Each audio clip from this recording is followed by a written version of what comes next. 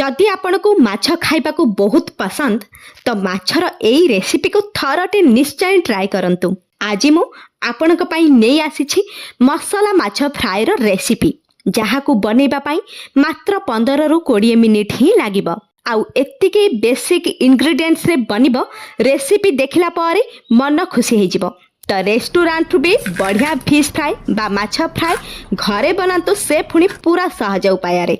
नमस्कार, मु प्रीति PS kitchen king रे आपनको सर्वप्रथमे स्वागत।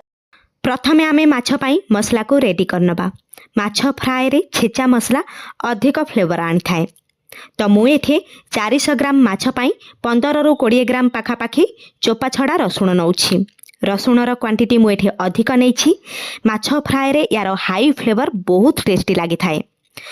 परे देई दबा लूण आउ लंका गुंड। लूण आधा चामच ता सह लंका गुंड भी आधा चामच सबको एका सांगरे क्रश कर दबा।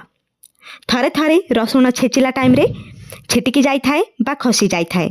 लूण दबा द्वारा रसुणटा चिपकी हेकी रही थाए आउ जो चटनीटा भल भाबरे क्रश हे जाई थाए।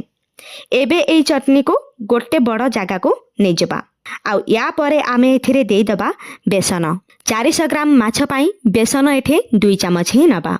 बेसन कण करि थाए मसला को माछ ऊपर बढ़िया भाबरे कोट करके रखी थाए। साथी रे देई दबा 2 चामच कॉर्नफ्लोर।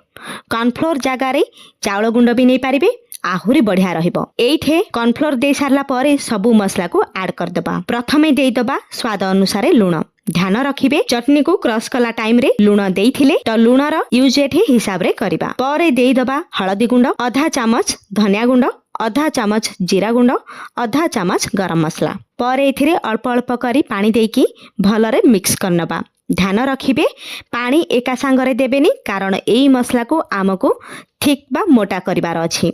जोथि पाई ये माछ ऊपरे बढ़िया भाबरे कोट हेकी रहिबो। जदि ये पतला हे जिवो छानिबा टाइम रे मसला छोटो छोटो बाहरी की तेल रे भासिबो। देखंतु एमिति पूरा मोटा थिक मसला बनेबे। एबे आमे एथिरे माछ को देकी मसला को माछ ऊपरे कोट कर देबा। तो मु एठे रोही माछ नेछि। आपण जे कोनोसी माछ रे फ्राई बने पारिबे जो माछ आपणकर फेवरेट। तो माछ को एमिति भल भाबरे मसला सह मिक्स करनबा जेमिति मसला रो थिक लेयर माछ ऊपरे लागि की रहिबो।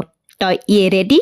याकू बिल्कुल भी किछि समय रखिबानी, सांगे सांगे फ्राई करनबा। तो मु एठे मीडियम फ्लेम रे तेल को ऑलरेडी गरम करि देछि आ मीडियम फ्लेम रे रखिकी माछ को छानिबा। तेल गरम हे जाइछि।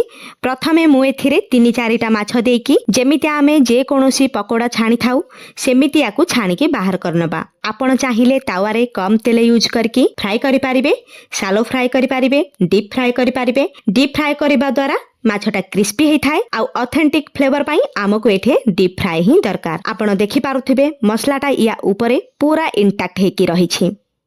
तो एठे बढ़िया भाबरे फ्राई हे जाइछि।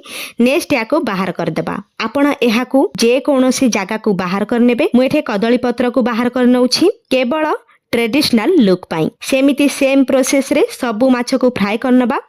आपण याकू जे कोनोसी चटनी सॉस नहले लूण लेंबू लगेकी लच्छा प्याज सहित खाई पारिबे। बहुत अमेजिंग लागिबो, मन पूरा खुशी हे जिवो। ताहले वीडियो यूजफुल लागिथिले लाइक शेयर सब्सक्राइब करबा को भूली जिबेनी।